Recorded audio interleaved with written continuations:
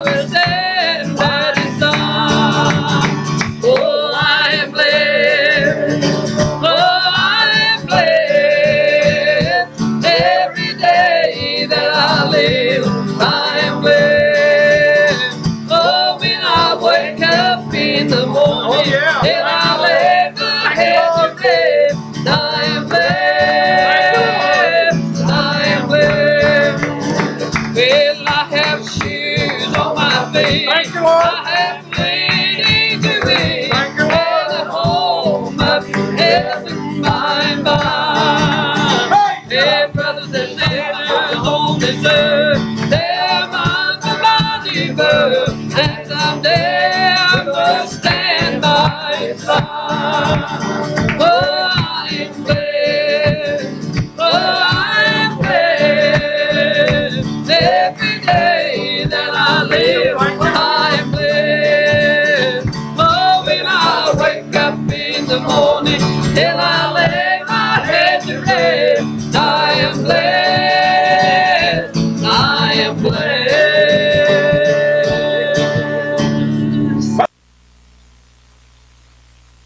Give your heart to Him, become a believer in the one who is our lost soul receiver. There's nobody like Him.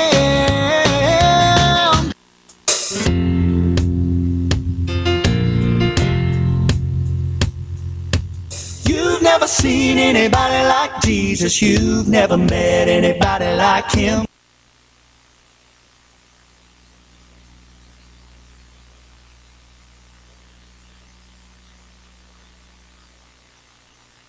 The views, opinions, positions, or strategies expressed on WLAF TV 12 do not necessarily reflect those of the staff, management, ownership, or advertisers of WLAF TV 12, 1450 WLAF Radio, FM 100.9, or 1450WLAF.com.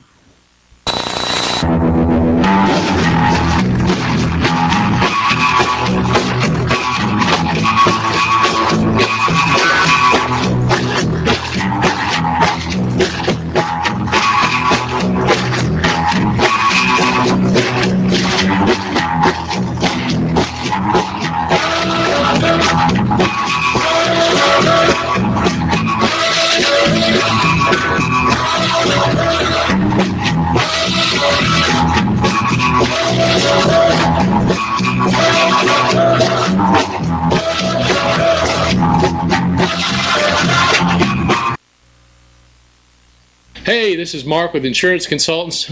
You're used to seeing Blake McCoy sitting here, and I'm up here cutting a new commercial for y'all to look at.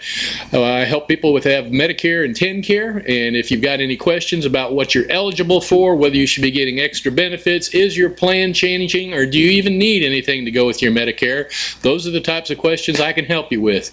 Please give me a call at 1-866-691-5571. I'll be glad to give you a call, and as always, we charge nothing for our services. If we can help you in any way, we'll be glad to do it. Y'all have a good day.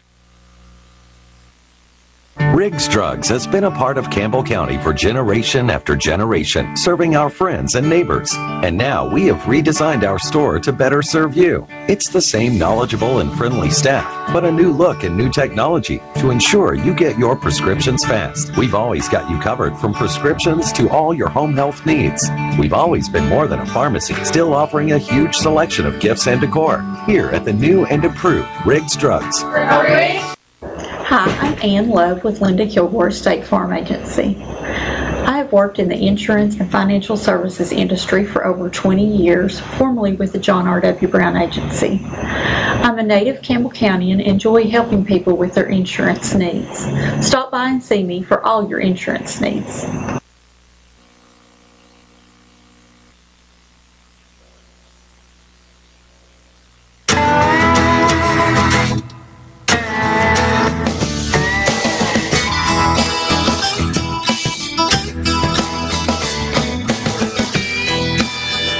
Now with a full line of independent rear suspension options, the all-new Foreman Rubicon and Rancher automatic DCT models are equally ready to work and have fun.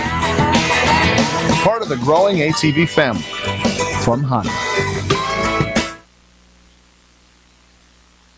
Why do my customers choose Husqvarna Power Equipment? That's easy, because my landscaping crew has to rely on a durable product. I need the performance and quality that Husqvarna provides. And the innovative products that help me move on with my day.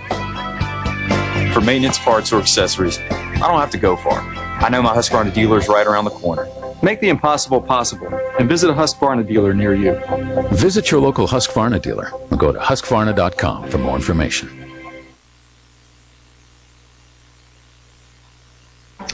Good evening, everyone, and welcome again, and Happy New Year's. Folks, tonight's show is also being brought to you by True Value Homes in Scott County. That's some mobile homes and some of the nicest looking, and you know, with today's technology, they're probably built better and stronger than your regular house. And spacious. The way they fix them, just some of the nicest living rooms and kitchens you've ever seen. But here's the thing about it. You don't have to have a big down payment. You just got to have land. You got to have a deed, clear deed to a land to put it on. That's your down payment. Keith Clothfelder, a person right here from Campbell County. And folks, from exit 141, it's 19 miles. And it's just beautiful scenery as you go. And for me, now I like Campbell County. I like it a lot. But whenever I go down that Pioneer Mountain and I go down and turn in around, going right down into the valley of Straight Fork, it is like it opens up to the whole world. It's just beautiful. And you can make that beautiful ride to Huntsville, Tennessee at Highway 27 and 63. Just on the left, you'll see it. You can't miss it. That's True Value Homes. And folks, Ron's Golf Carts and La Follette Indoor Flea Market, I was with him today, and man, was he really happy with his Christmas sale. And a lot of people come in, and he wanted to thank you all. And he's there every day. Check him out. That's Ron's Golf Cart and Indoor Flea Market. You're on the air. Hey, Al. Yes, sir. My wife said you got a haircut. You get a haircut. Yes, I did. You did? Yeah. Well, where'd you get cut at? My wife. No, where'd you get it on your head? Oh, well, I just got cut where there was, if she found hair, she cut it. Did she? Well, we're just cutting up with you. Well, I tell you, that wife of mine, when we first got married, we couldn't afford 25-cent haircuts. Yeah. So she learned to cut hair on me and the boys. Yeah, so she experimented on you to make sure you cut hair. Yeah. Yeah. Well, okay, we'll see. Buddy. Okay, appreciate your call. Thank you very much. Now, folks, I don't know whether you, I wanted to talk tonight about some of the things, you know, that happened over the year here, I guess, and what was some of the, I guess, things that, what you consider bad things. Now, we know that we always had some bad things. Now, one of the things is Jellicoe absolutely faltered on their debt. The state had to take it over and made changes. And one of the things that I've still got a problem with, and I'd like for you all to tell me what I need to do about it, or if I can, or if you can. In Scott County, we had a young man that works for the Oneida, I guess, cleanup department or whatever. He actually worked for the town of Oneida. Well, he ran for alderman, and one of the aldermen that was an alderman in the town was also running, and they elect 4 aldermen. And anyway, this one guy that worked for the town was elected, and he beat the sitting alderman by 9 votes. Well, when the election and they swore in the alderman, this guy that was an alderman actually filed a lawsuit saying that this guy could not be an alderman, and because he actually worked for the city. Well, sure enough, it was true, so the guy resigned, but in the lawsuit where this alderman that filed the lawsuit, or that lost and said before, he admitted that he knew if that guy won that he couldn't sit, and they were neighbors. Neighbors.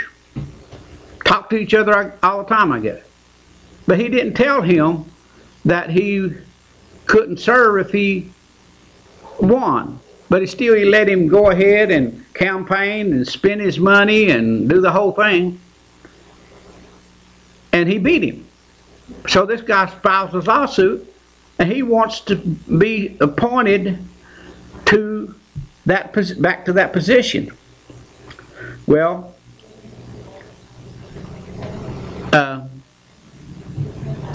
Miss Asbury, she ruled against the alderman and saying, no, you can't get your seat back. They don't have to. He wanted them to give him his seat back, and she didn't have to do that. And that's what Miss Asbury ruled. So the mayor and the other aldermen can pick whomever they choose. Now, why am I telling you this story? I'm telling you this story for one reason. How can you have, and I want to make this clear, I think he's a very good commissioner because I've sat and watched him a lot. But Mr. Beard, Foster Beard, is the mayor of Jellicoe, and I'm saying, I guess they thank God that he would come and help them out of the situation they were in over there. But he's a county commissioner and an alderman, and the mayor of Jellicoe. So whenever it comes to benefiting Jellicoe, which as an alderman, he's representing Jellicoe as an alderman, and he's representing Jellicoe as the mayor. Now, I don't know whether the mayor's job in Jellicoe is a full-time job or a part-time job, or even if it's a paying job. I don't know. But then if you look at your other commissioners here in this town, in this county, how many of them actually... Now, I've been told that at 9 of the aldermen or commissioners here in Campbell County work for or have worked for the county as on the payroll. Now, I done some checking on that today, and I don't think that's completely true. I don't know exactly how many there is, but it's it's a goodly amount, and it was even worse. I know at one time there was like 5 school teachers either on the county commission or on the school board. And how can you serve in those capacities and make things right? So I'm just wondering, and I'd like to talk about, are you all understanding or do you know about that? Isn't there a real conflict of interest? And I want to tell you something else. You know, the commissioners that made themselves full-time employees and given themselves a $18,000 raise to pay their insurance, that's rubbed off on the people over in Scott County now. They're trying to do the same thing. They're wanting the county commission to pay for their full package for insurance. And folks, if you can get a full package on that insurance, you know, that's $18,000 to $20,000. Now, I've said many a times on your county commission that the way it's set up in Scott County and Campbell County both, I'm totally against it. I'm totally against the way it's set up. You know, instead of having 15 commissioners, why do you have 15 commissioners for 5 districts? Why? And why not? And the state regulates this. Now, there's people out there that would know, and maybe Hazy Valley could answer this and for sure, before I throw out a figure that I'm not totally sure of, but I'm pretty sure that you can't have less than 9 commissioners in a county, or you can't have more than 25. So if you've got 5, the least amount that you could have in this county would be 10. And I know that at one time, even before the election last year, they had voted in their commission to cut down to 10, because they can cut down whatever they want to, other they can't go down to less than 9. Now that's what it used to be in SeaTac in 1994, whenever I was a county commission. But you couldn't have more than 25. In Scott County, there's 7 districts and 2 commissioners serving each district. So basically, we got 22,000 people, and you got 14. So you're representing what would be about 1,500 per each commissioner that they represent, something in that neighborhood. So anyway, here you got 40,000 people, 44,000. In fact, about it, I got the exact figures right here. I can tell you this in a second. Campbell County has, in 2010, they had 40,716 people. That's your census in 2010. But in 2014, they're showing you had 39,918. So you lost about 800 people. Now, why would your population go down? But anyway, what I'm trying to say to you is, how can you have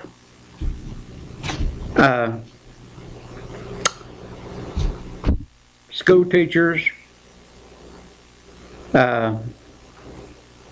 road department workers,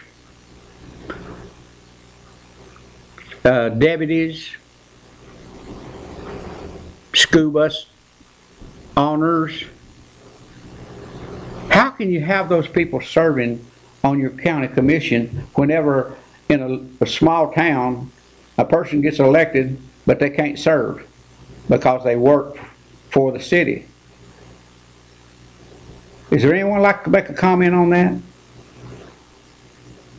Because we've got the same problem with our county commission at home, and now they're wanting because over here, whenever you increase your pay out by let's say $18,000 for a person for 6 of them, you guys is going to have to increase your tax rate probably 1 cent.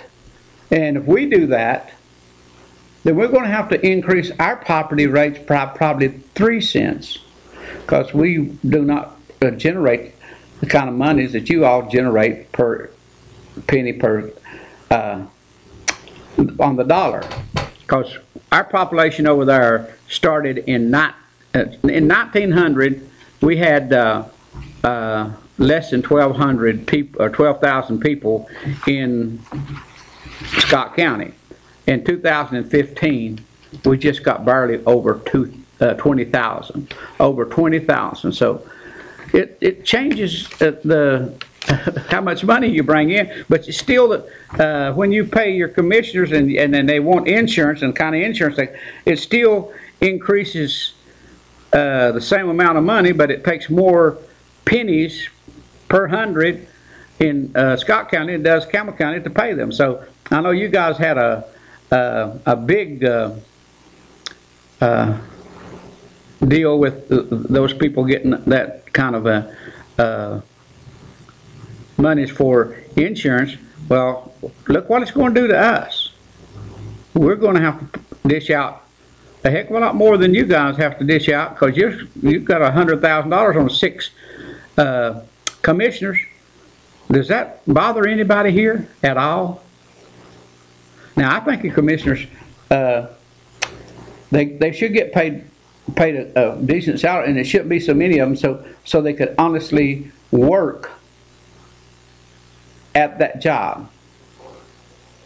Now, there's and in fact, that we had one of our commissioners at home to say it's a good deal at $400 or $500 a month for 1 or 2 meetings a month, and that's about what they have, an average. And it's a good car payment. And you know, you can buy a brand new car for $400 a month payment and pay it off in 4 years. So I don't know whether you guys have any of your commissioners that does that or not. I have no idea, but I wanted to bring that up because of that guy, and you guys has got the same problem here, and it doesn't seem to work. But last night, again, I had the road superintendent in Scott County on with me. He came on and stayed an hour and 45 minutes. An hour and 45 minutes, and he took open calls. And we sat down, and because he called me last week and said he wanted to be on my show, and he said, one of the things I want to do, if it's okay with you, we will not pick up the phone. No matter what they've got to say, we won't pick up the phone. They say it so everybody can hear what's being said. I said, that's exactly what I want.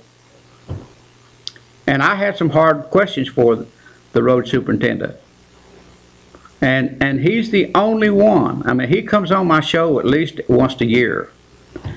And he'll listen and he'll take notes, and he tries to take off and do something about the things that they want. And now he'll just sit there and tell you the truth. He said, I just forgot about that, tell you the truth. Or he'll say, I just don't have the money to fix that. I can't fix it because I don't have the money. But now, our county commission voted in to increase a luxury tax or entertainment tax on the Brimstone and the Trails Inn, where they do their adventurous trail riding and their entertainment thing, at 8%. Now, you guys got stuff up here at Stinking Creek, and I would say your taxes is probably 15%, because there is a tax on these kind of things that's state tax. It's not a county tax. And yours is 15%. Ours is going to be 23% if it's approved by the state. So between it's to Huntsville from the interstate up there is about 14 miles. And you know that people will go, just because of 8% tax, will probably be coming towards you, Ride Royal Blue. But anyway, those are the kind of things I wanted to, county commission. I wanted to talk about some of the good and bad things that happened over the year. And now, after the 8:30 break here, I definitely want to talk about one of the things that's been going on here for the last few weeks, and just want to try my best to share some information with you or whatever. So anyway, we'll talk about anything you want to talk about tonight. I had plans to do some things, but I guess I'll probably put it off for a while. And in fact, I got another caller that's supposed to call in here in a few minutes and talk about a program or something that they're working with, and I look to get that call. And I want to, like I said, I just want to share some stuff with you. If there was one thing that you could change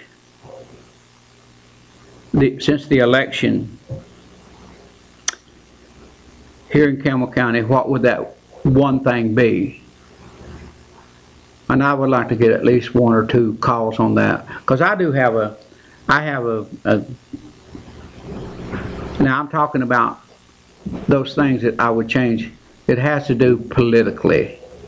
What would those things, what would be those things? Politically, what would you change from last year's election, the August and the November elections? Because one of the things come up last night at on my show with the road superintendent, and because I've been giving the road superintendent a pretty hard time, because in his re-election I'd been for him every time, and I was for him the last time.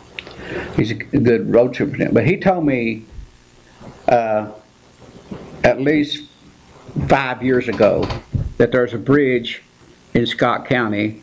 It's when you first go into Scott County, that first bridge on the left, it's broken all to pieces, and I don't feel like that it's safe. If you just have to go over there and look at it, you'd understand it. But the state's supposed to check every bridge in the state at least every 2 years and deem them whether they're safe or not safe. Well, the last time, 5 years ago, his last election, he promised me that he would get that bridge done because he already had monies that had been approved some way through the state and the federal, and when it would come through that he was going to fix that bridge through a grant.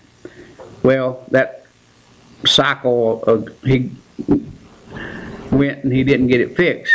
Well, this last time when he ran, he told me, I will have that bridge fixed before the year is out. Or I thought he said before the year was out.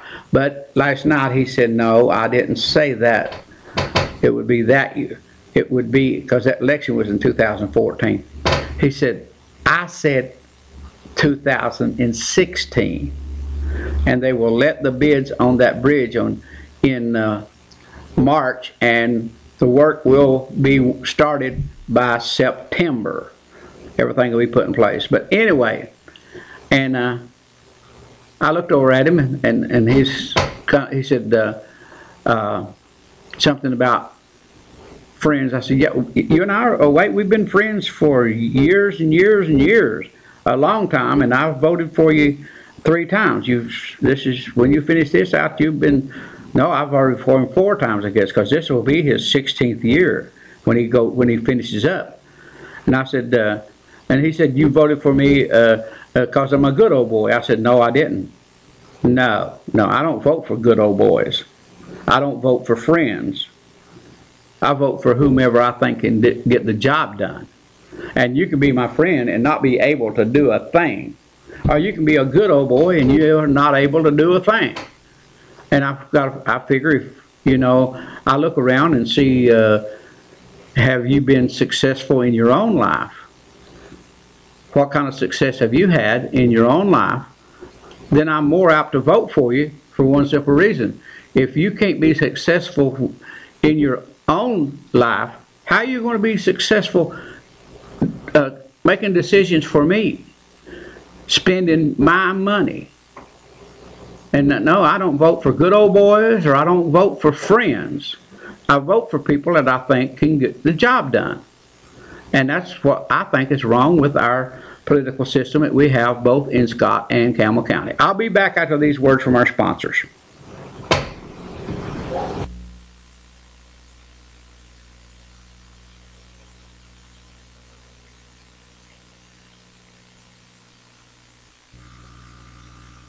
Hey y'all, it's Mark Beckman with Insurance Consultants. Appreciate you tuning in tonight.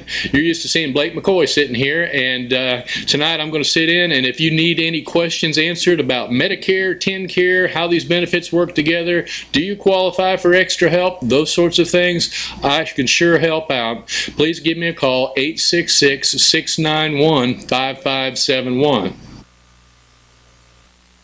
Riggs Drugs has been a part of Campbell County for generation after generation, serving our friends and neighbors. And now we have redesigned our store to better serve you. It's the same knowledgeable and friendly staff, but a new look and new technology to ensure you get your prescriptions fast. We've always got you covered from prescriptions to all your home health needs. We've always been more than a pharmacy, still offering a huge selection of gifts and decor. Here at the new and improved Riggs Drugs. Hi, I'm Linda Kilgore. This is my 35th year with State Farm, my 25th year here in Campbell County. I'm not a high-pressure salesman. I like to just sit down with my customers and help them decide what's right for them. Thank you, and I hope to see you soon.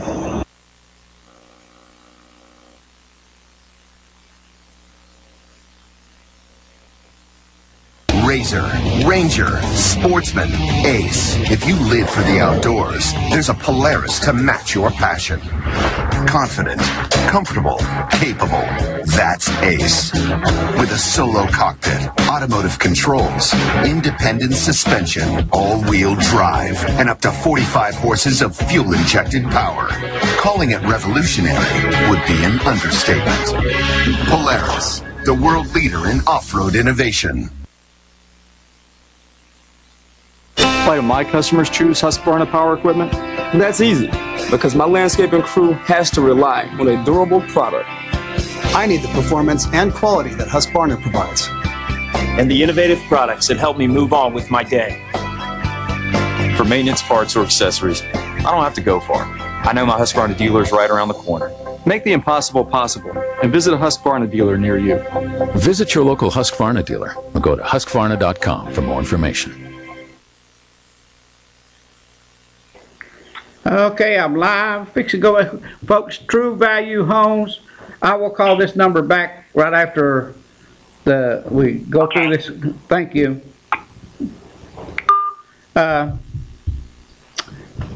True Value Homes, bringing you tonight's show. It's 663-8633, folks. If you want to give them a call over there and check what they've got. What their specials, because sometimes they have repossessions, and if they have those, you get great deals on those too. So check them out and I know you'll be happy. And if you just look at some of those homes, it's just phenomenal.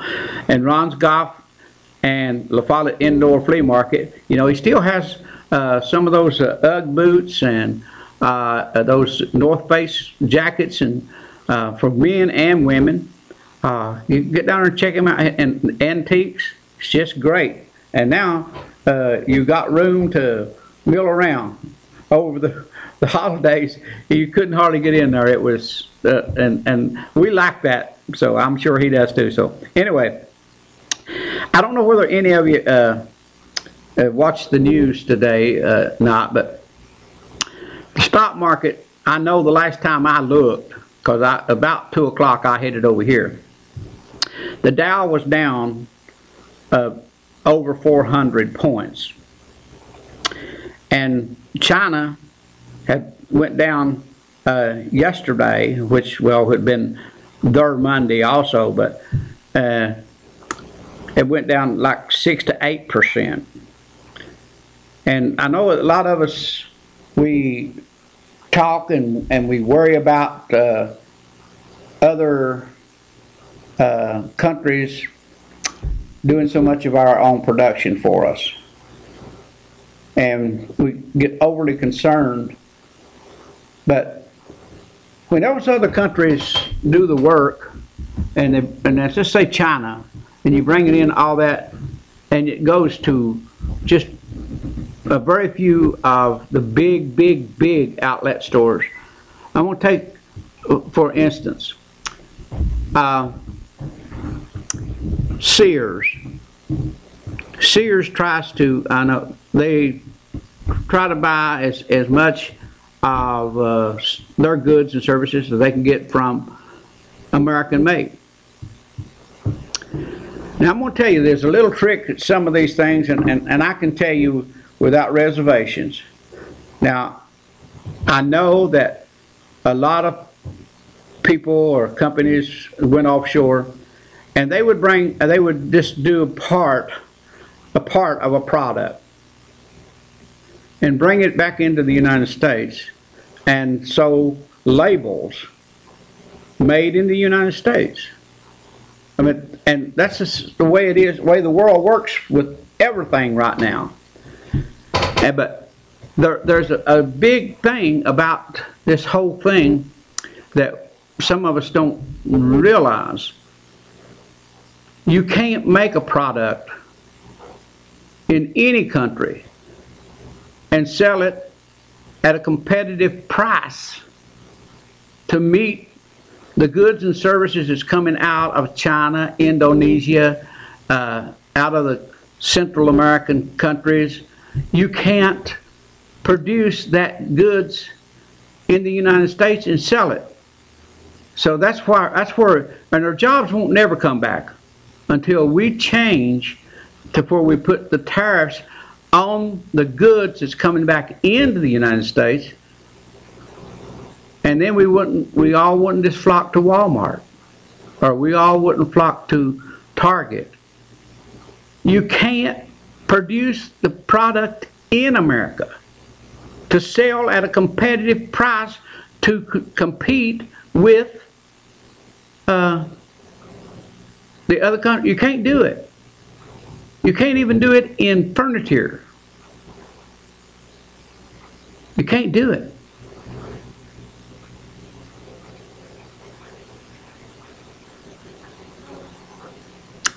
And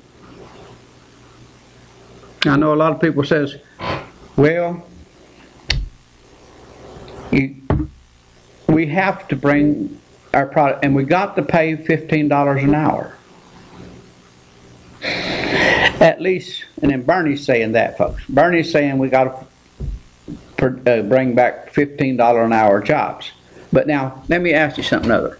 If you bring in $15 an hour compared to, and now I will say this, whenever I retired, regardless of what anybody tells you or has told you, there may be some companies, but I'm telling you the companies that we did business with, most of they were getting paid at a minimum of $2 an hour.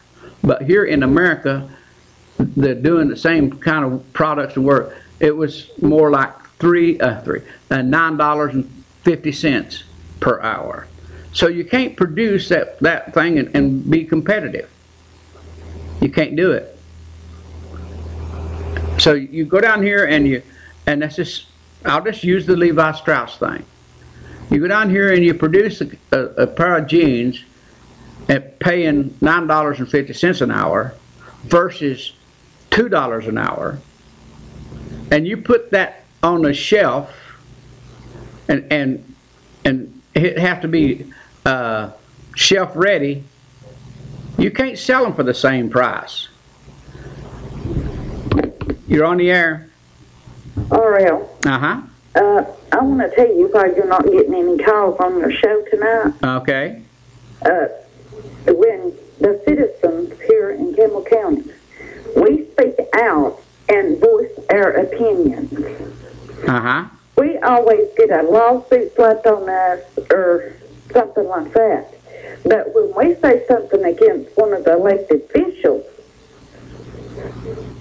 it's vice versa. We can't say nothing about them, but they can treat us and say what they want to about us, even though it's not the truth. We can't do anything about it. But when you finally get somebody's attention and they start speaking out about the elected officials, That's when the trouble starts. Mm-hmm. Well, now, I don't know why anyone wouldn't want to call me, or if they want to call me. I'm going to say this, and I'm glad you mentioned that.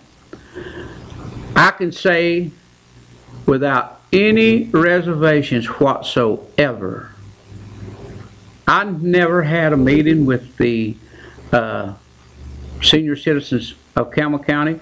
I went down to senior citizens, and I went down there and sung a couple of songs. I sat there for about an hour, hour and a half. I did not, people that wanted to talk to me, I talked to them.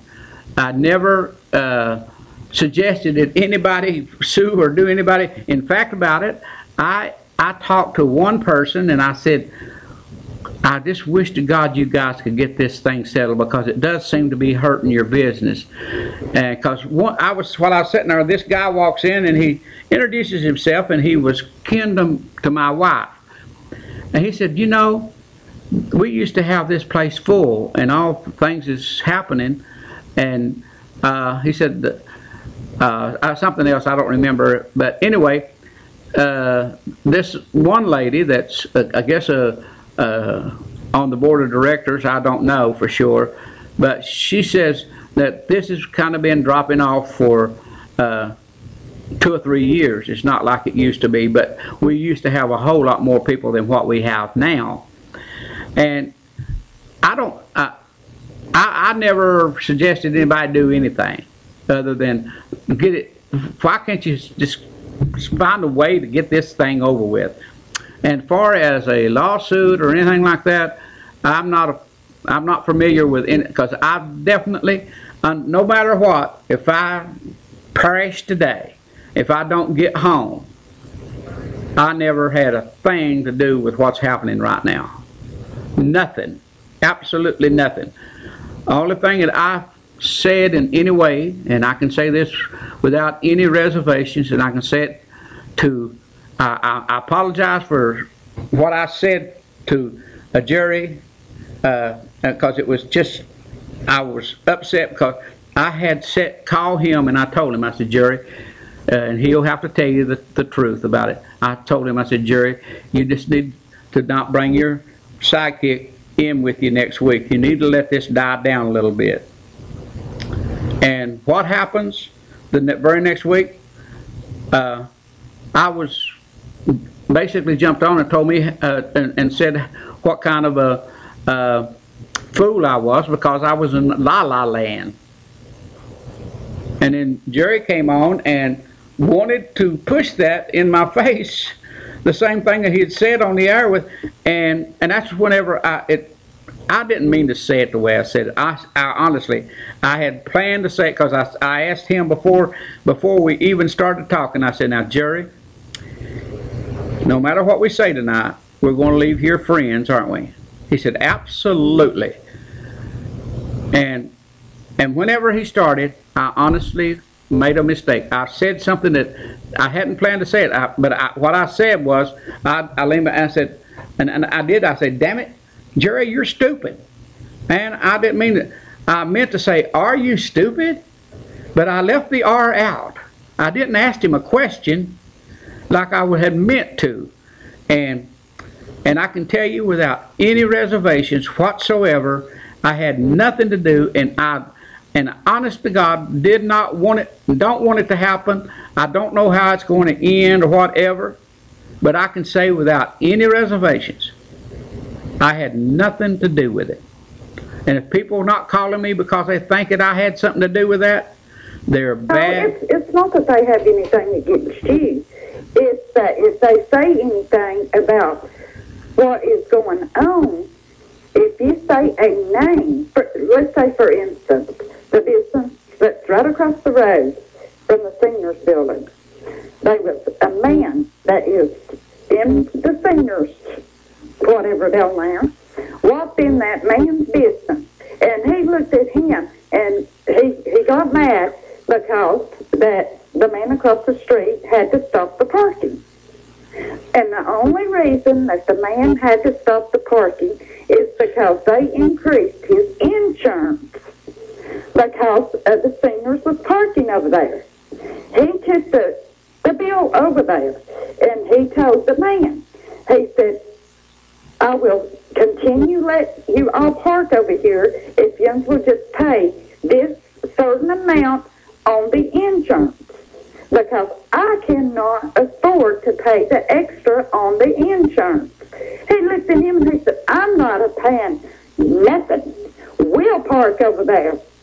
I'll show you we'll park over there. He said, and furthermore, and there was a city law enforcement guy there, the city policeman. He was standing there in the office. He looked at that man and he said, well, I'll tell you what. He said, I'll just go tell people what kind of man you are, and I'll put you out of business. Well, I don't agree with anything that's done like that. I even caution whenever I have guests or whenever I have people on the phone, I tell them, hey, I have no problem. I just rather you never use no names. Exactly. And that city policeman, he looked at the man standing in the shop. He told him, he said, Daddy, he said, I'm going to ask you to leave because you can't talk to that man like that. You are standing in his place of business. He said, and I'm going to politely ask you to leave. Well, those things that should be brought up in their meetings and find out when they're having their meetings, it should be brought up, and that I don't understand stuff like that. All I know that they was trying to make a parking lot, and this thing, whatever happened with Miss Murphy is, and the only reason why I've used Miss Murphy's name because it's been used 40 times before I ever even knew who she was, and I still don't know her. I've never met her, never seen her, and I got a call last week and asked me, said, have you ever been sued? No, I've never been sued by anyone on my show, or I don't know of anyone that has been sued. Now, I do know that there have been people put in jail because of my show, because I know for a fact that that there was 4 people put in jail at one time over my show because this person was selling their 13-year-old and their 11-year-old into prostitution for drugs.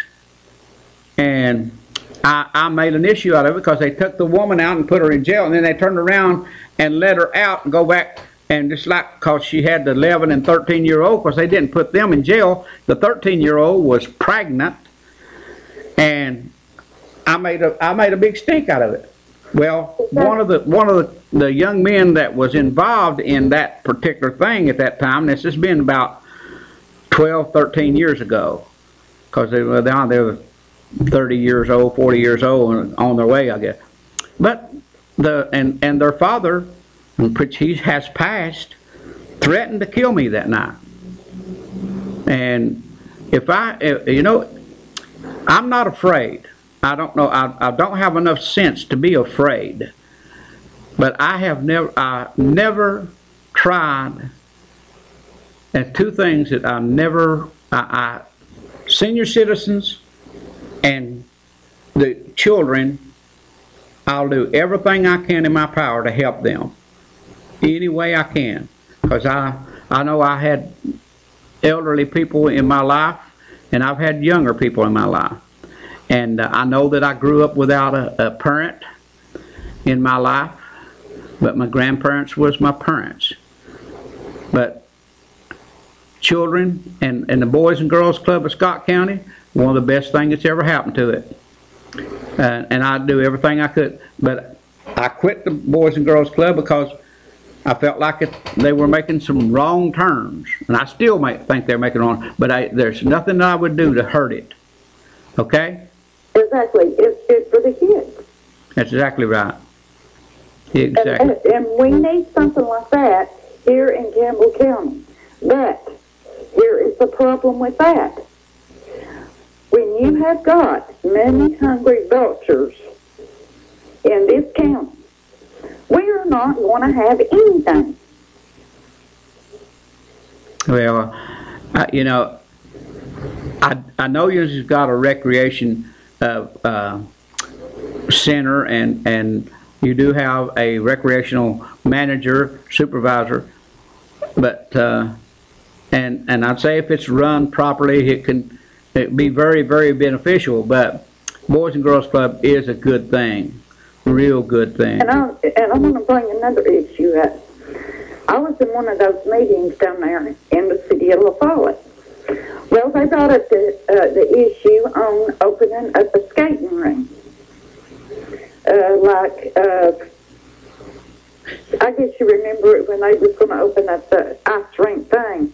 Well, they was wanting to put it on, somebody mentioned about putting it on the east side, on towards the alleyway.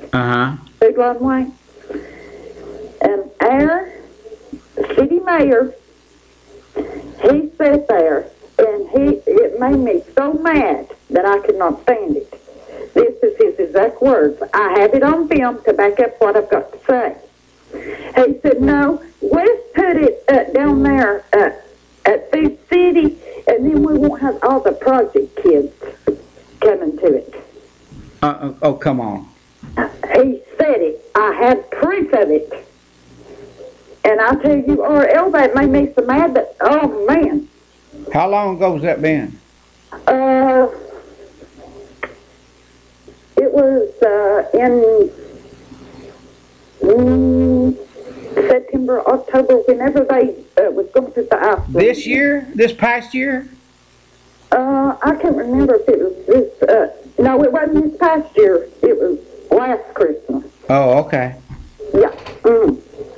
Oh, man. Sure said it. Oh, now, I think the world of Mike, and it's hard for me to understand why he would say something like that.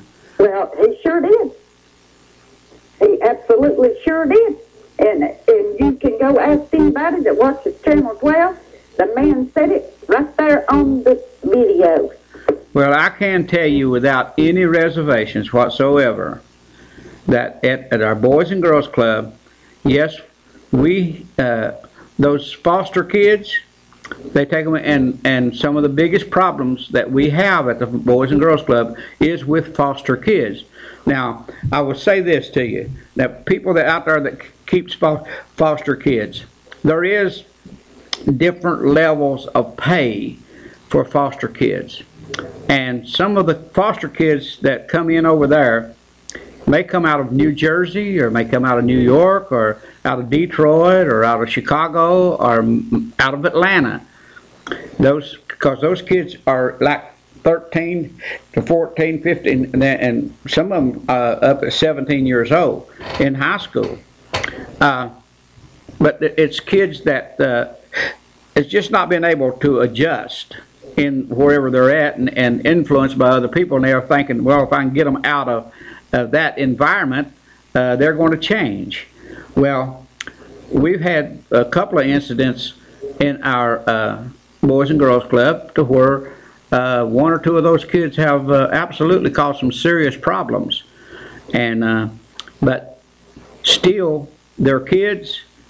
We have to find ways to deal with them, and if they can't adjust, and then we've got to put them in a place where there's the authority figures are there to where they can handle them. But now, to say that we don't want kids from the projects, those are the kids in most cases that really needs the help more than anybody. Exactly. So, anyway, you know, people just need to look back and see where they came from, because kids don't ask to be brought into this world, and they don't ask for parents,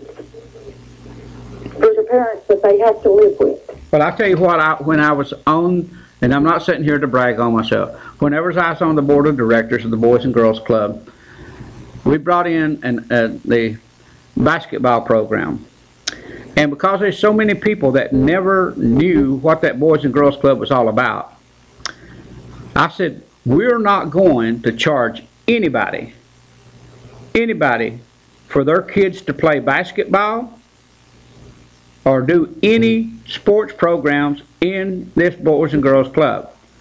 And every kid in this county must be able to come to this, and if they don't have a way, we got to find ways to provide that. We have one of the people that had been there forever said, we're not here to babysit all the county people. I said, wait a minute, just wait a minute.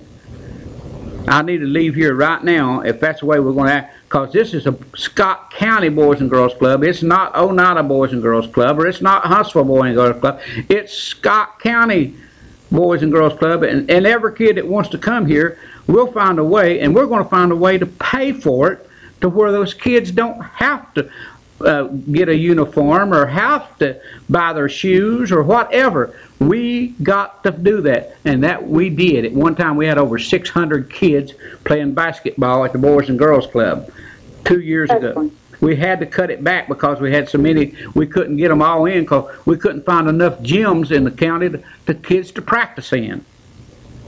Right. But if these elected officials and all these board members and all these people that people in La Follette and Campbell County has voted in, if they would do what they said that they would do at the time that they was out here electioneering and trying to get people to vote for them, this would be the greatest county in Tennessee. Well, I tell you, I'm definitely not no hero or know this or know that. What I am is I'm for children every which way I can help them. Exactly. And I'd never do anything to harm an elderly person, because God knows you're going to be held accountable for those kind of things. Exactly.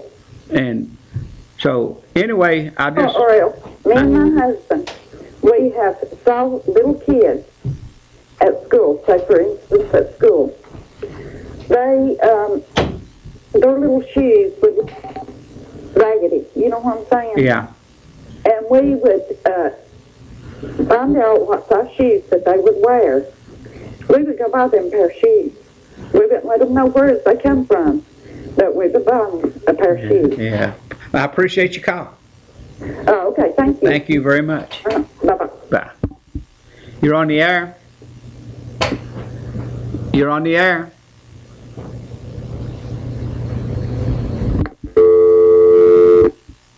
You're on the air. Well, they've hung up. Call me back. I got 2 or 3 minutes here to talk to you.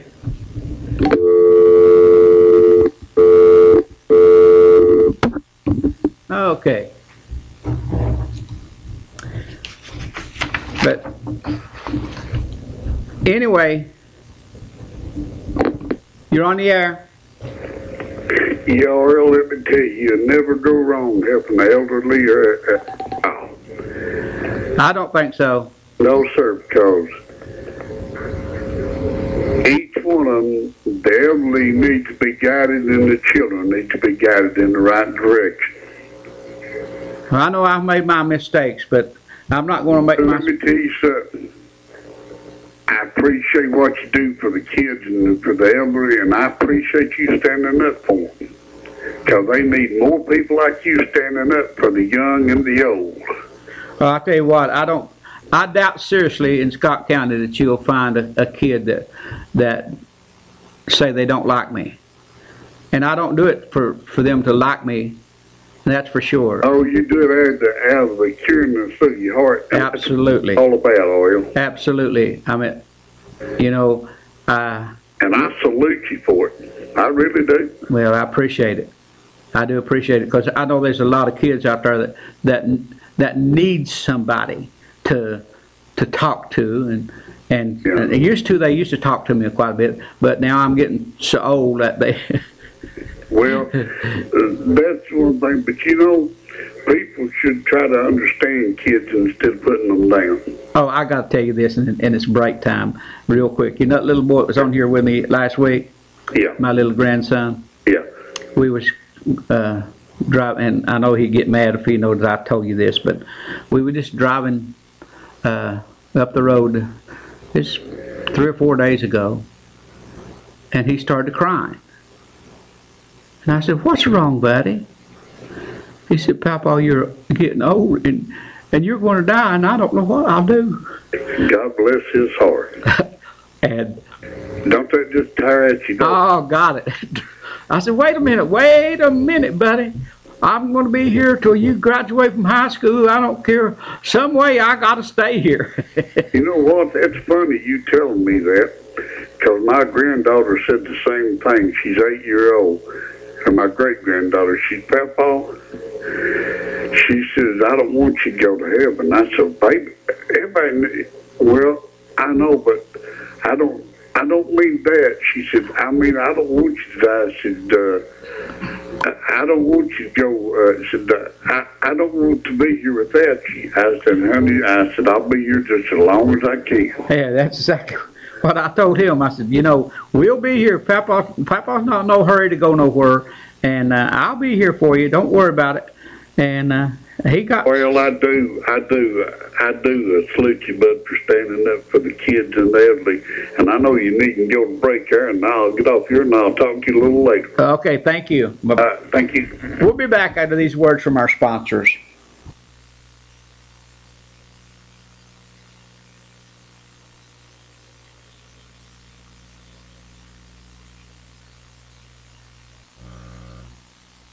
Hey, this is Mark with Insurance Consultants. You're used to seeing Blake McCoy sitting here, and I'm up here cutting a new commercial for y'all to look at. I help people with have Medicare and TennCare, and if you've got any questions about what you're eligible for, whether you should be getting extra benefits, is your plan changing, or do you even need anything to go with your Medicare, those are the types of questions I can help you with.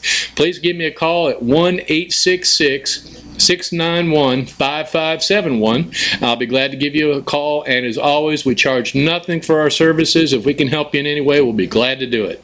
Y'all have a good day.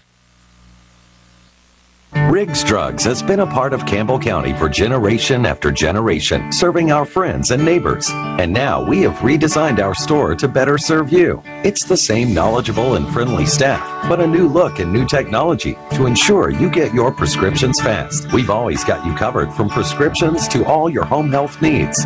We've always been more than a pharmacy, still offering a huge selection of gifts and decor here at the new and improved Riggs Drugs.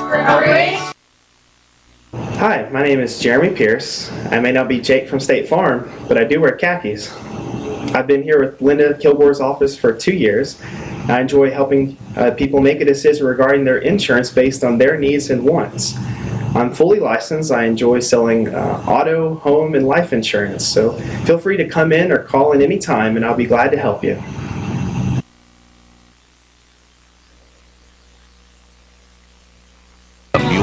FXT can't handle. The 2015 Mule Pro FXT.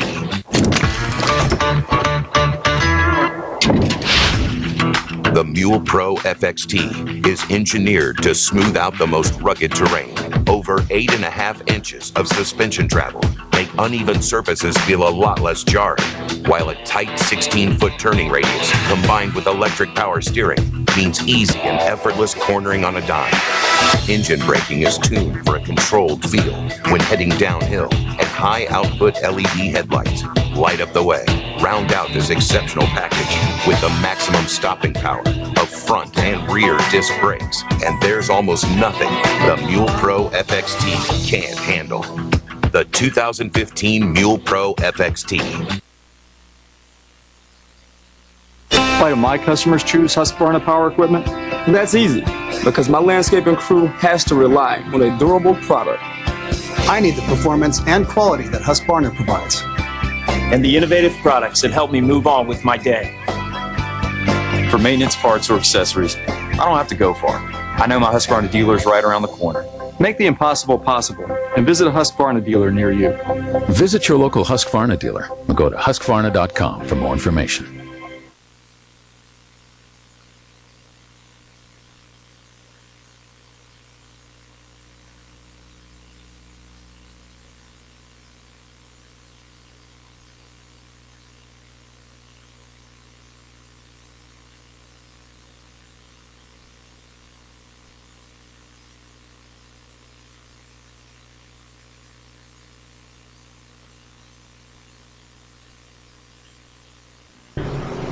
Okay, folks, we're back. Now, Ron's Golf at La Follette Indoor Flea Market. Folks, I went in today and checked it out, He's got a lot of antiques too. And you know, if you want to put a golf cart together a little early, you know, we're 2 months away from spring. It's not that far away. It goes by fast. You can even get a golf cart from him. So you're going to tell him that RL sent you. And True Value Homes over in Scott County still, I hope that they stay with me forever, because this is the deal of a lifetime. And you know, whenever I got married and had to go to Indiana to work, and then work a while to save enough money to buy a home, and the interest rate, the first home that I bought, folks, interest rate was 14%. It was tough. But anyway, now you can get a house if you've got some property and it's a clear title to it. You can get a home. And I'm telling you, those homes are second to none. And they're located in Huntsville, Tennessee. I also like to put in a plug here. Just Sports will be back Tuesday night from 9 till 10 here on Channel 12. So from 9 till 10, Just Sports will be back with Les and Greg. Okay? Now, you know, I love to have calls, but you know, if I don't get calls, I'm just a little bit crazy. I don't know, I can jabber for 2 hours, and as long as the people's watching out there and they're taking and going to my sponsors, I have no problem with that. But boy, it's much easier whenever I have calls. Oh, before you go on, I wanna do one thing before I forget. Just hold on a second. Go ahead, bro. This lady that called in and said that she had a recording of the mayor saying, because this is really, it's bothered me. If the mayor said that we'll build it down at Woodson's Center down there, instead of building it up here, we can keep the project kids out of there. I'd like, if you've got that recording, I'd like to hear it. Or why don't you take it to the meeting tomorrow night and play it? Now, you're on the air. Have her bring it to you and let you look at it. Yeah, if she bring it to me, I'm telling you the truth. If she brings it to me, and I'll have a honeybee, because if someone has said something like that, hey, I have no problem of playing it. Cause I just don't believe. I mean, and I'm not calling the lady a liar or anything. No. I'm saying if that's true, and they have that recording, it needs to be known. Yeah, but she was talking, you know, she said that you can't talk about, you know, the elected officials. Well, let me tell you, 99% of the people that hear my voice, they know who I am. Yeah. Now, I'm not going to get into no names, but I'm going to tell you that Jacksboro, our elected officials in Jacksboro, that 90% of them suck. They have no business at their job. And plain and simple, and they're more than happy to go get a lawsuit and sue me tomorrow. They know who I am, because I'm telling you what, they suck, and it's a proven fact they suck. I mean, look at it every day, day in, day out. I mean, that's the most pitiful place run down there that they are. I've never seen no place as bad as this. Never in my life. I mean, they can't, none of them do their jobs. And so they all, 90% of them, because there's a couple of them that do their jobs. I know 3 that do. But other than that, they suck. And when they get ready to start running for these elections, you're going to start seeing stuff happening here in the next, 6-8 months, because that election cycle will start again. Yeah. And see them $100,000 a year jobs down there now. and that all that good cushy insurance, so they can fix them to start back in about 6-8 months. You know, it'll start back again. You're going to have all kinds of signs behind you. You're going to have all kinds of guests coming. Oh, we watch your show. We love your RL. We just want to come up and visit with you and everything, and all that BS that they do. They're going to tell the public, you know, how good a job and they love working for them and yada, yada, yada. But people are foolish if they put one person back in down there. The whole clan needs to be changed out. You couldn't get another bunch that does any worse than what this bunch we got. Period. Plain and simple. So tell them to line up down there tomorrow, go get them an attorney, and sue me, because I can prove they suck. It ain't hard to do. So, I mean, it's not like it'd be, a hard thing to do. But it's the most terrible run place I've ever seen in my life. None of them tell the truth if they had to. So, I mean, that's just as far as it goes. You know, and like I said, people that know me, they know who I am. Oh, they definitely know who you are. Yeah, they definitely do. Was in business here for nearly 30 years. So, I mean, they know me. So go down there and sue me. I mean, hell, I'll go to court and tell them they suck. I don't care to embarrass them all one by one. If they want me to start with names, I don't care to start with names. I mean, because they don't do their job. This place is pitifully run. There's nothing good that comes here. Anything that good comes here is coming from an outsider, that comes in. So it's not from the inside, doing the work.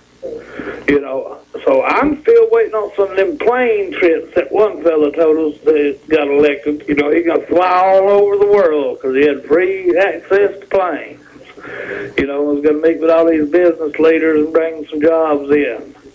They was one of them guys. I ain't going to say their names, but people surely remember who that was.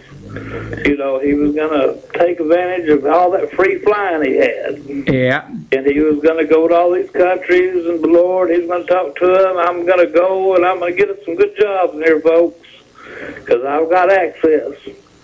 So I've yet to see one. I've not heard of one plane trip, but I'm ready. But I've seen some trips they took down to Nashville and over to Gatlinburg and everything, on our dime, too. Not on theirs, on ours. Uh-huh. So, yeah, tell them to line up, go get them an attorney, so you can talk about the lady. Tell the lady she can talk about them, because they do suck, period. So, and I don't have no problem saying that mean, because I'm laughing, doesn't mean that I'm agreeing with you at all. I know it, but you do. I mean, because they do. It is the most beautiful place run you ever seen in your life. Well, I want to say this. I don't think that Campbell County right now is doing any worse than Scott County. Scott County. Hey, listen here. I'll tell you, I had an incident over the weekend that happened. I can tell you, I guarantee you, I could call any television station in Knoxville, and I could call the newspaper over there, and they'd be all over it. And if you want to talk about a lawsuit, and this is the truth. I'm not going to get into none of it all, but absolutely have one of the blisterous place up over something that happened this weekend. And I was still so hot, I cooled down yesterday, or today with it. But, yesterday I was steaming. I thought I was going to have a heart attack over it. Oh, me. It was something foolish. And the guy told me today, I talked to him, because, I was really, really, really upset with it. And I'm going to see where it goes with it. And if some heads don't roll over it on some jobs and stuff, and some reprimand over it, I will push the issue on it, because, it's fact. It's fact, all recorded fact. And not from me, but from the Knoxville Police Department. And they're the ones. And they're the one that advised me to do it. And so when you get somebody like that to advise you to do it, somebody's in the wrong. But anyhow, so we'll get off there. I want to just ask you a question before you go, though. Yes, sir. Now, in 1950, Campbell County had 34,369 according to the census. In 1960, they had only 27,900. So they had a 5,000, 6,000, actually over 6,000 decline in population. What would you think that caused that? Well, it had to be economically, I'm sure. I tell you what, it amazes. I get amazed that no more industry that they can get in here. When you could literally go to Carroll and take a 10-minute ride down the road, and they've got all the jobs that you could want. Somebody go to work every day. Anybody that wants a job can go to the North Clinton exit and get a job. Right. Period. There's jobs there. And, people say, well, they don't pay this, they don't pay that. Even if you start at entry level and that's all you got, if you will work and you produce and you go to work every day and you're there every day, you're the first one there, you're the last one to leave, and you produce on your job, you will climb that ladder. So, if you start at entry level, you can make it to the top. It's a proven fact. There's been a many man done it, woman too. Well, I went to work for Levi Strauss in 1969, making $1.65 an hour. Right. And was probably six figures when you retired. Well, anyway. Well, it's none of my business, but I would have done a good job. I did well, but here's my point. And I'm trying at least to get to a point. In today's world, we can't produce goods and services that the normal, common person is going to use. That I buy, you buy for my house or this or that. We can't employ those people, but now we can manufacture goods and stuff that's going to go to some big trucking company or somebody else is going to buy them. You know what I'm talking about? Exactly. But we've done, as a country, we've done that to ourselves. Yeah, we can't. No president has done it to. We've done it to ourselves. Exactly, we've done it to ourselves. When they done it with all the tariffs and taxes and stuff that they done, if just the automobile industry, just it alone, right? If they would have started back in the 70s when they started sending all the cars over, when they started sending the Datsuns that was Nissan then, and the Toyotas and stuff, when they started shipping them all in, by the shiploads that were coming. If they would have said, that's fine, bring them all in, but every one that comes in, there's one going out. Yeah. That's the deal. It's going to be a 50-50 split. Because I'm as guilty as they get. Because whenever the Toyota came in, that's one of them old Japanese cars that's not worth a dime, because they can't make nothing that's worth a dime. But you could buy it for $700-800, but a Chevrolet, you'd have to pay $1,500 for it. I'm talking way back there. Right. And come to find out, the Chevrolet, the body would rust off of it, while the Toyota was just running good. Just getting broke in. Yeah. Well, our big three, now they have changed. Yeah, they've changed. They had to. Yeah, absolutely. So in the last 10 years, they finally got their heads out of their hind ends, and they build decent automobiles now and can sell them now. Right, absolutely. Now, they've built all these factories over here. People say, well, yeah, they built the Kia plants. The Kia plants that they put in South Georgia is got the most technology than any plant that's been built in North America in the last 25 years. That one plant has. Well, in Kentucky, they've got 2 or 3 Toyota Nissan plants. We've got them here. We've got Volkswagen and we've got Nissan and stuff here. People say, yeah, we got got them jobs here, but it's for half the money that the fellas was making before on the other ones. It's half the money that they were getting in Detroit, or Exactly, and people still don't grasp and say, well, they're good jobs. Yes, they are still good jobs, but they can't grasp that out of that dollar, 75 cents of it's going back to Germany. It's going back to Japan. Right. You know, and that's what they don't get with it. You know, and that's what aggravates me. But like I said, if they would, the auto industry alone, if they would have done it with them, then the textiles and everything else would have fallen into place behind them. Right. Absolutely. And it would have been a different world we live in. And things could have stayed like it was and had good. But it wasn't not one single president. I'm a Republican, you're a Democrat. It's not one single president that's caused it. No. You know, so I mean that's and we as customers purchasing. That's right. People wanted these Walmarts. They wanted Walmart in here. Oh, Lord, we're going to save so much money. You go to Walmart, you buy it cheaper. Well, go down there and see how cheap it is now. Yeah, because they've run everybody else out of business. Well, see, but now they're taking a hurt now, them and Target and all them stores and all the malls and all that. It's right. All these dollar stores, Family Dollars, Dollar Generals, the 99-cent stores. Now these are the next up and coming thing.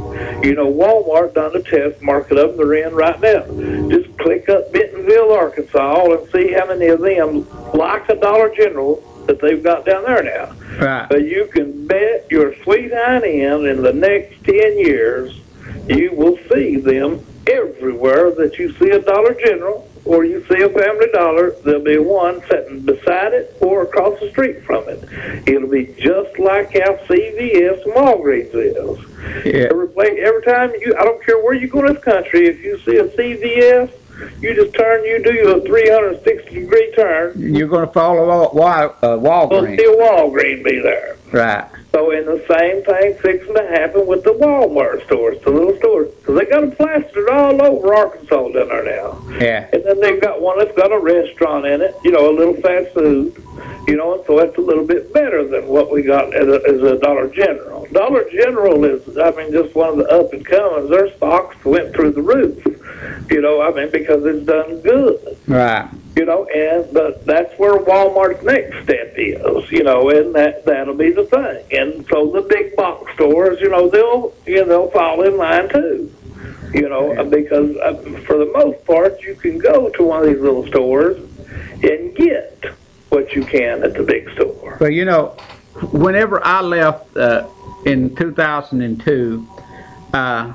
of the projects that I was working on was to get a product that could go into Walmart, one of Levi's, because Levi's was wanting to get out of the business because they had promised that they would never go out of the country to manufacture their goods. They would stay in America, but they got to where their business was over a $7 billion a year company, went down into the $4 billion, and they tried to sell and get out.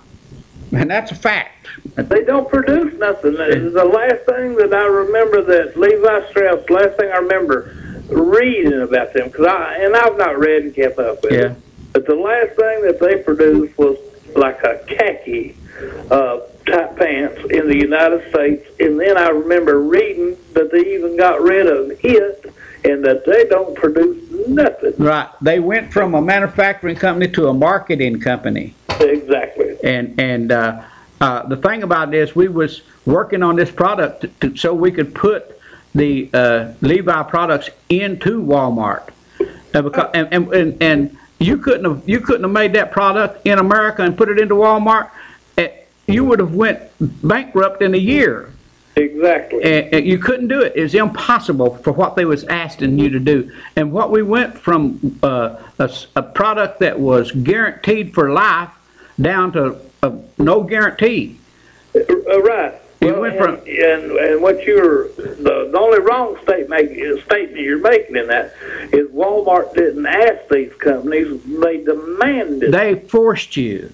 Exactly. Because do it still today. you have in marketing and working, you have to go where the product's selling. You can't go out here and think that you can just manufacture well, over at Knoxville at the Cherry Street plant.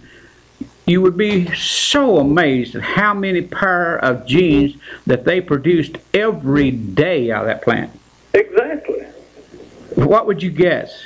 And gone. Oh, I would have no idea. 60. I remember back in the day, though, when that they would, down here where the white stores was, they would be 10, 12, 15 vans that would fill up every morning with people going to work at Levi's. Absolutely. 60. You know, and then when you started seeing, it got cut in half. 65,000 units a day. Exactly. A day at Knoxville plant. 65,000 pair of jeans every day. It's simply unreal that what we've done as a country to let all this stuff get away from us. But I mean, it simply is. You couldn't sell those jeans. I'll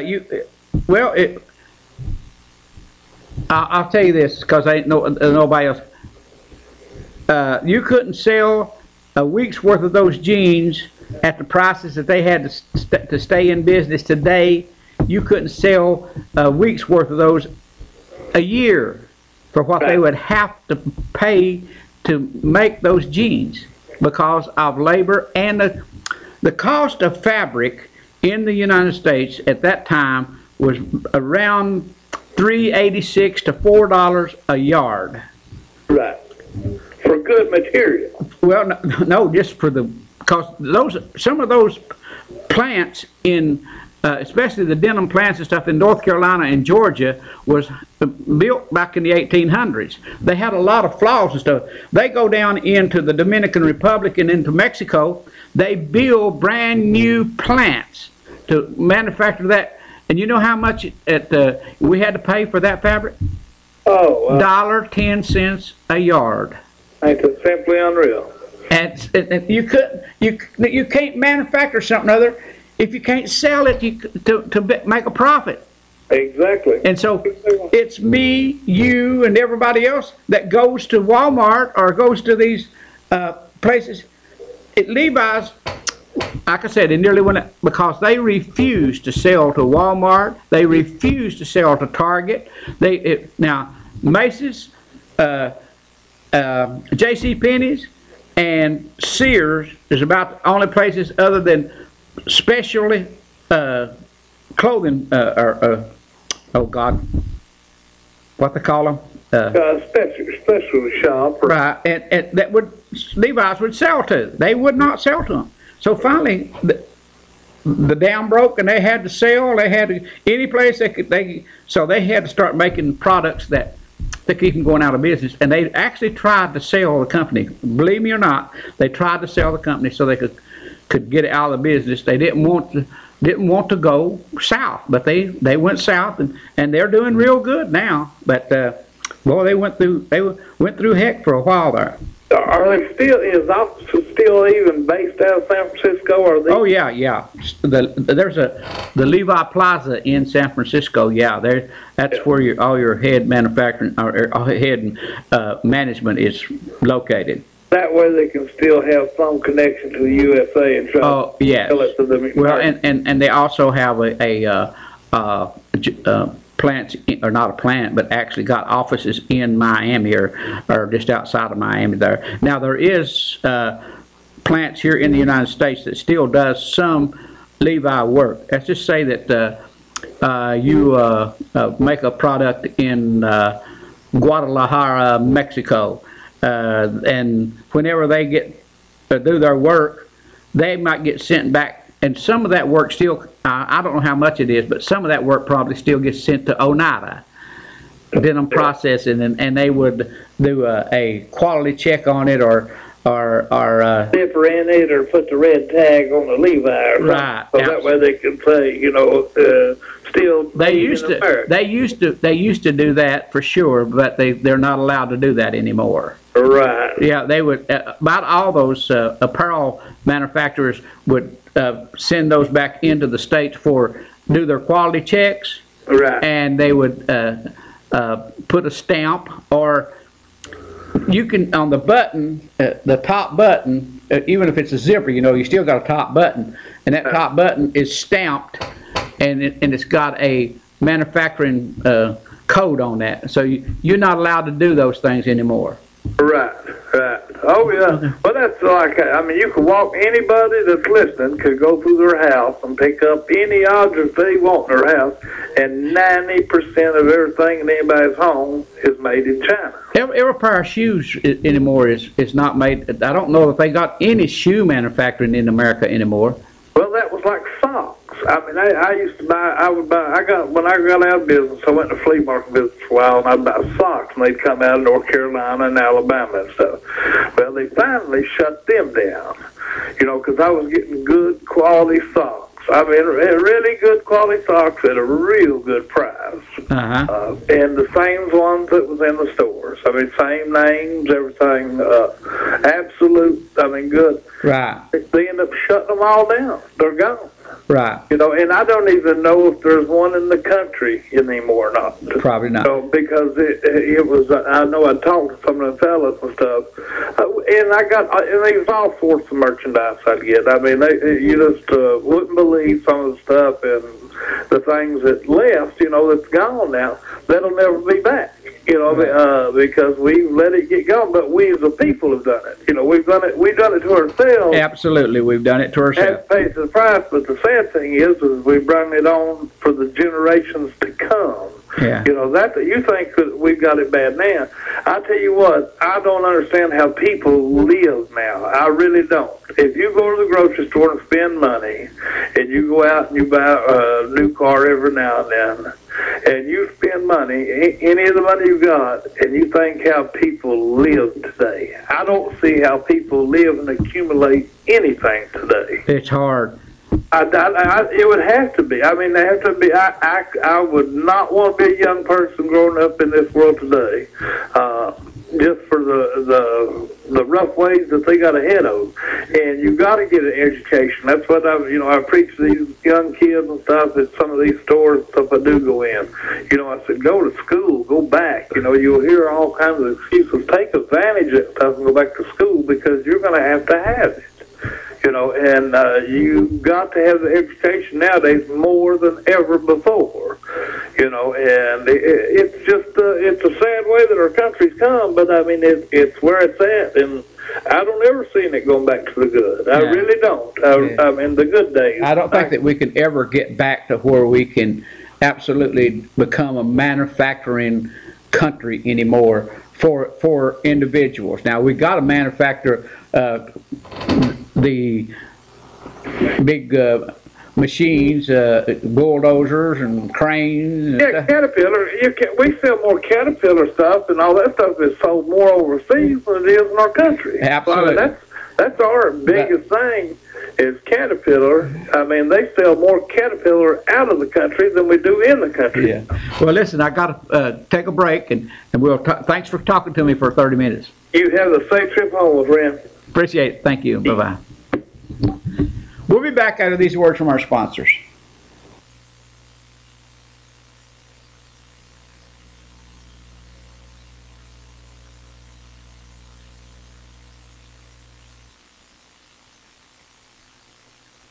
Are you missing out on extra Medicare benefits that you may be entitled to?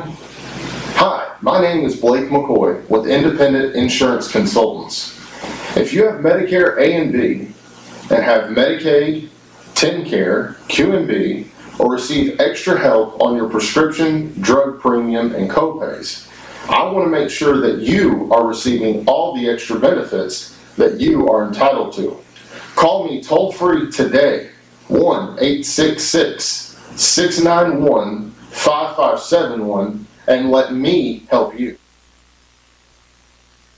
Riggs Drugs has been a part of Campbell County for generation after generation, serving our friends and neighbors. And now we have redesigned our store to better serve you. It's the same knowledgeable and friendly staff, but a new look and new technology to ensure you get your prescriptions fast. We've always got you covered from prescriptions to all your home health needs. We've always been more than a pharmacy, still offering a huge selection of gifts and decor. Here at the new and improved Riggs Drugs. Hi, I'm Ann Love with Linda Kilgore State Farm Agency. I have worked in the insurance and financial services industry for over 20 years, formerly with the John R.W. Brown Agency. I'm a native Campbell County and enjoy helping people with their insurance needs. Stop by and see me for all your insurance needs.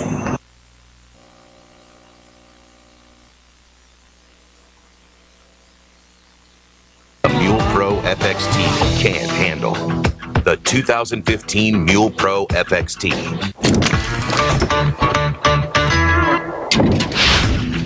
The Mule Pro FXT is engineered to smooth out the most rugged terrain. Over 8.5 inches of suspension travel make uneven surfaces feel a lot less jarring, while a tight 16-foot turning radius combined with electric power steering means easy and effortless cornering on a dime. Engine braking is tuned for a controlled feel when heading downhill, and high-output LED headlights light up the way. Round out this exceptional package with the maximum stopping power of front and rear disc brakes, and there's almost nothing the Mule Pro FXT can't handle. The 2015 Mule Pro FXT. Why do my customers choose Husqvarna Power Equipment? That's easy, because my landscaping crew has to rely on a durable product. I need the performance and quality that Husqvarna provides. And the innovative products that help me move on with my day. For maintenance parts or accessories, I don't have to go far. I know my Husqvarna dealer is right around the corner. Make the impossible possible and visit a Husqvarna dealer near you. Visit your local Husqvarna dealer or go to husqvarna.com for more information. Okay, folks, we're back. Just a quick reminder here. Just Sports. We'll be back Tuesday night. That's tomorrow night from 9 till 10 with Les and Greg. Also, bringing tonight's shows Ron's Golf Carts and his indoor flea market. It's behind Long John Silver's. You all know where that's at. And True Value Homes over in Scott County. Hey, folks,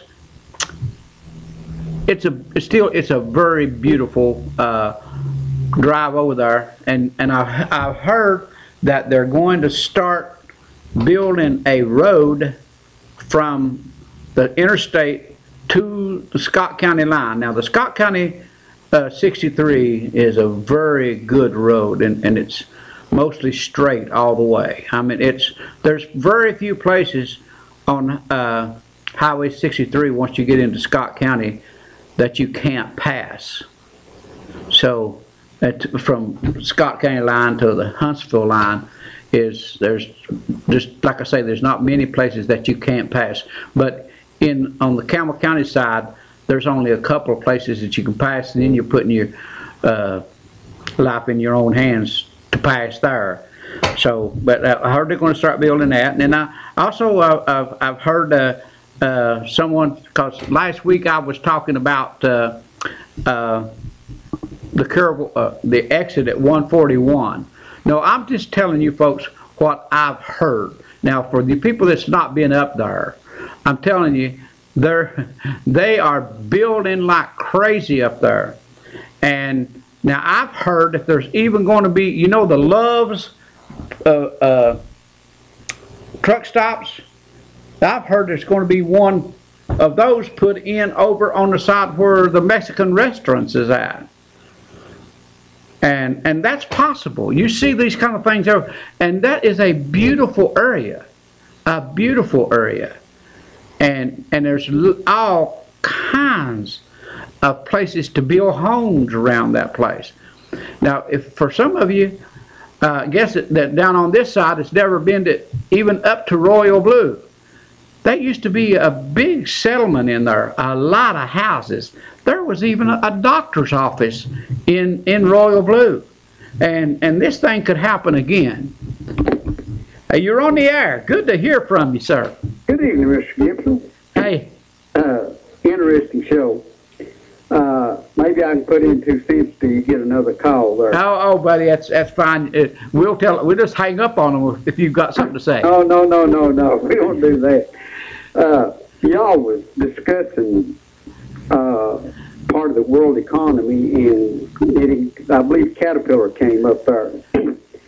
Our local Stowers, they're conserving some. They're cutting back their hours and their personnel and all sorts of things. And if you're traveling down the road and you go through a construction site, take a look at the equipment that's on these job sites. You'll see Komatsu, Volvo, Mitsubishi. Especially Volvo. Pardon? Especially Volvo. Especially Volvo in your end dumps, your RT trucks. And also, the CAT is building their equipment in a lot of foreign countries.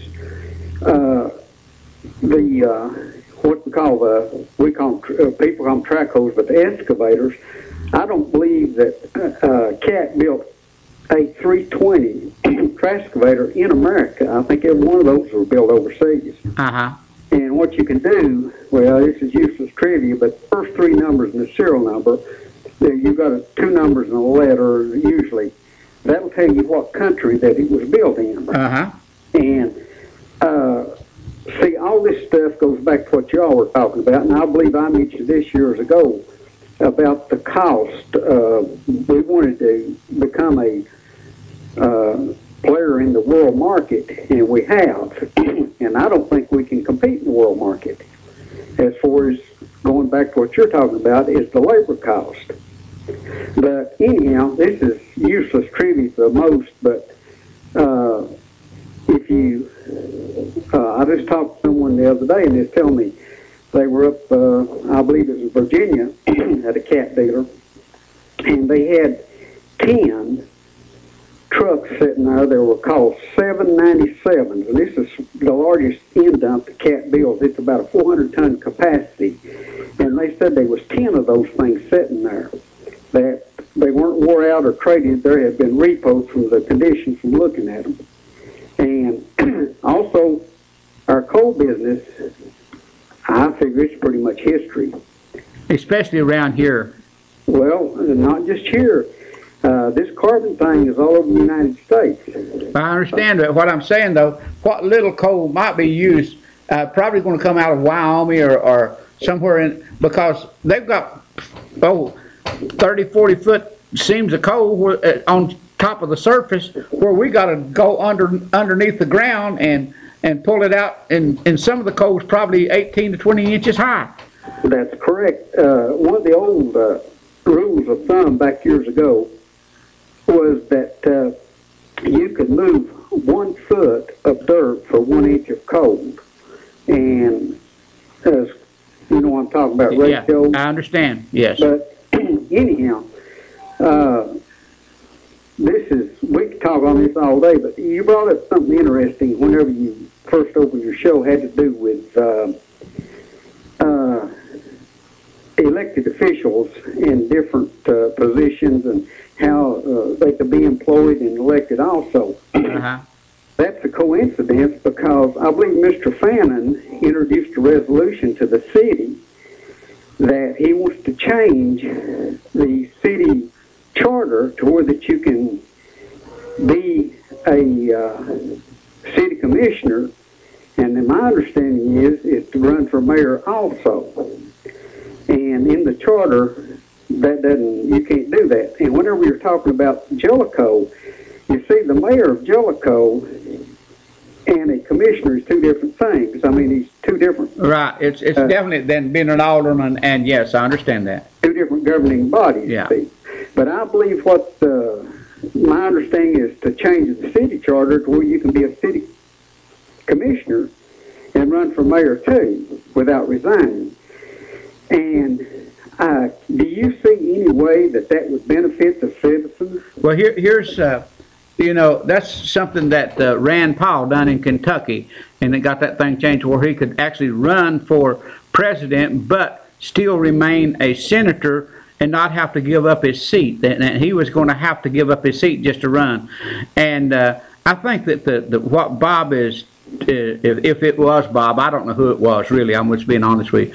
I don't know who it was, but whoever introduced it was probably saying, okay, I want to do my job, but if I'm elected, I'll resign and that position and take this position in case I lose.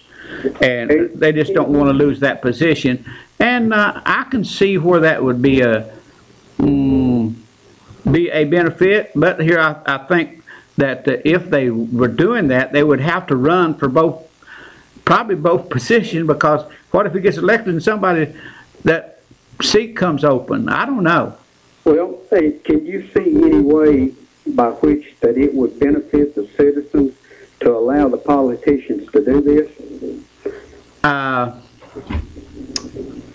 Yes.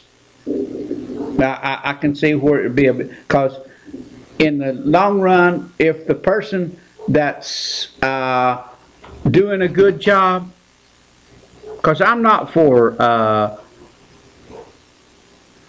I'm term limits. I'm not for term limits, and I could say if somebody's doing a real good job, then I don't think that we should penalize them from not being able to seek to improve their position. Well, but now see, this is not term limits.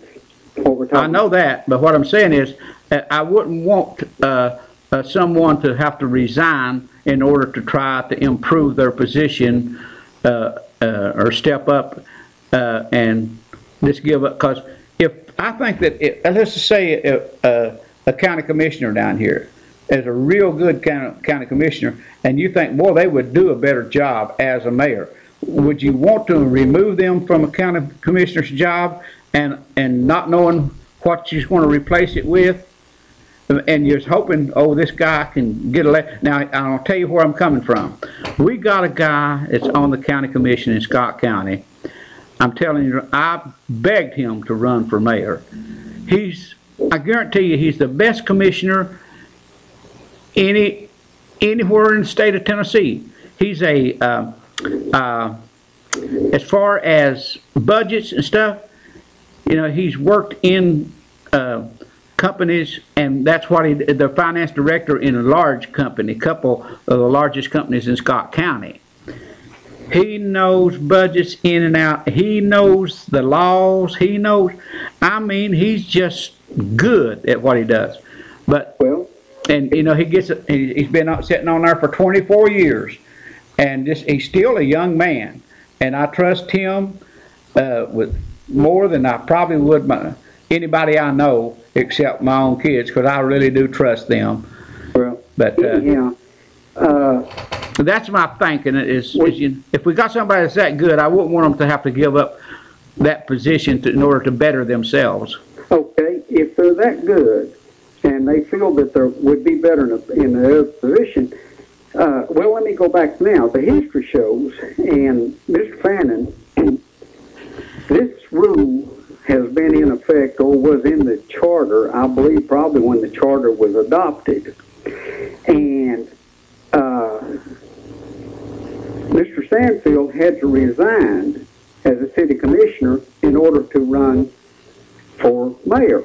Well, it looks to me like this was in the charter at that time. I hadn't heard anything from Mr. Fannin at that point in time. All of a sudden, that he has all of a sudden come up with this proposal to change the charter. Do you think that he's wanting to run or something? Well, I don't. Well, let me put it this way. For everything that happens, there is a reason. He didn't just, in my opinion, pull this out of his hat all of a sudden, that he all of a sudden decided to read the charter. To me, for everything that happens, there's a reason. Does that make sense? Oh, I think so. Yeah, there's some kind of, I'm not a plot behind it, but just something saying, wait, I guess, and my way of thinking is, might be somebody saying, hey, wait, we got somebody here I would like to support to run for mayor or whatever, but I don't want them to lose their position. Now, I'll tell you, when it comes to mayor, the next time around, I really think it will be Hatmaker and Stanfield. Well, let me put a facetious opinion out there. Just don't take this serious. But why not let them just hold both positions then? If they're already a city commissioner, well, that run and get elected mayor, why not just let them hold both positions? Well, I don't think you should be allowed to do that. Why not?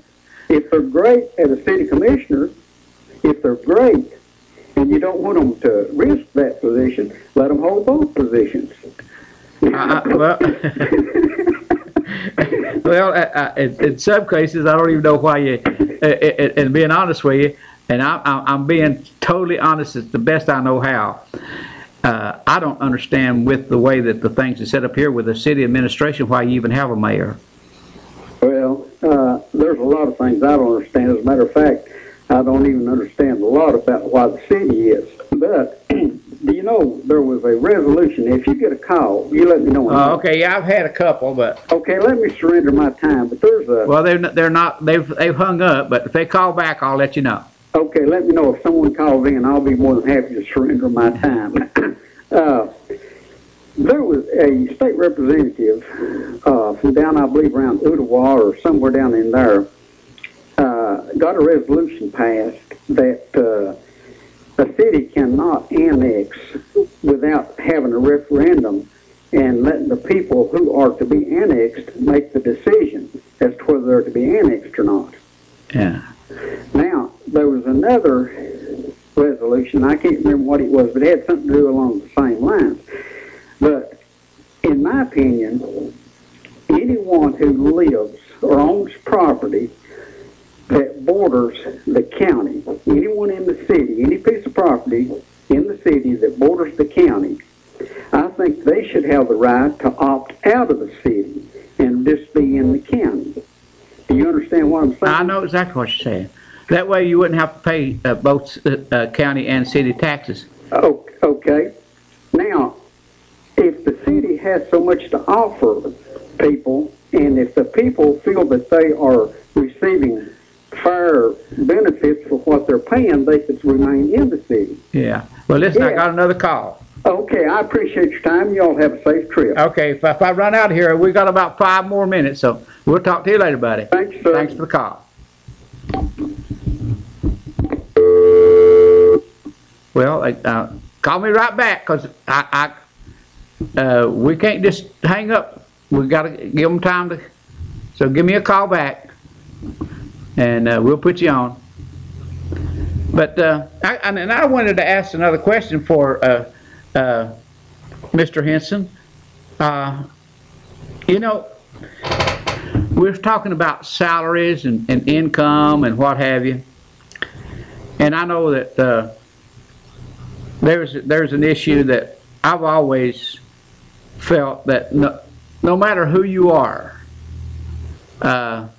if you do the work, if I was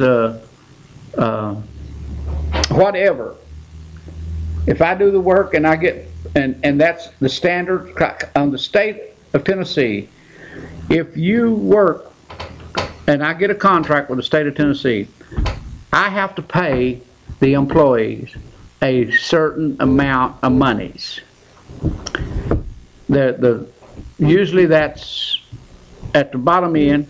If I hire in a man, I got to pay him, let's just say, $10 an hour. But if I hire in a woman, let's just say I have to pay, instead of $10, I have to pay $8, because that's about what it is. It's about 80 cents to the dollar, and doing the same work. But let's just say, and I want to know how you feel. We got just about 5 minutes. Probably got time for one caller here,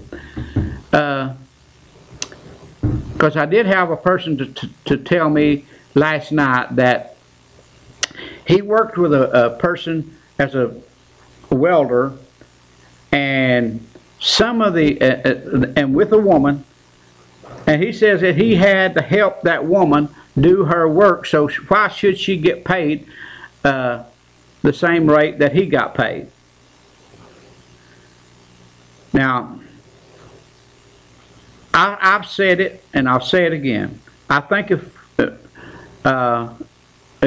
let's just say I'm in management, and if there's a person that's in management, whether it's a woman or whoever it is, that's done the same job that I'm doing, then I think that should be equal pay. I don't think there should be a difference in the pay, no matter who you are, black, green, purple, orange, male, female, or what have you, as long as you're doing. But now, is there a chance, and I wish I could have got this in earlier, but is there a chance where two people could be working at the same job and the man has to help that person do the job? Should there be different pay? You're on the air. Go ahead, you're on the air. Is Campbell County school closed tomorrow? Is what? Is the schools closed tomorrow, Campbell County? No one's told me. I doubt it. What? They're not closed. They're open. Thank you. But I'm just saying that equal work, equal pay. Is there a difference? And we can talk about that next week, because, folks, my time has come and gone. It's gone. So True Value Homes in Huntsville is waiting for you to give them a call, because they'd like to put you in a home. And Ron's Golf Cart and La Follette Indoor Flea Market. Hey, folks, I just go down there and browse around about almost every week. So good night, everybody. Happy New Year, and I'll see you all next week.